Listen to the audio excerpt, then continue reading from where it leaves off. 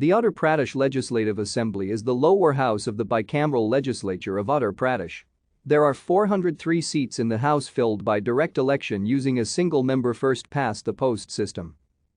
Until 1967, the assembly was composed of 431 members, including one nominated Anglo-Indian member. According to the recommendation of the Delimitation Commission, which is appointed after every census, it was revised to 426. After the 2000 Uttar Pradesh Reorganization Act, which separated the new state of Uttarakhand from Uttar Pradesh, the size of the assembly decreased to 403 members. One assembly term lasts 5 years, unless it is dissolved earlier. The assembly also has the highest number of seats of any state legislature in India.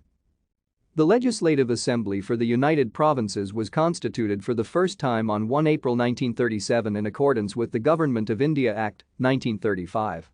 The strength of the Assembly as stipulated under the Act of 1935 was 228 and its term was 5 years.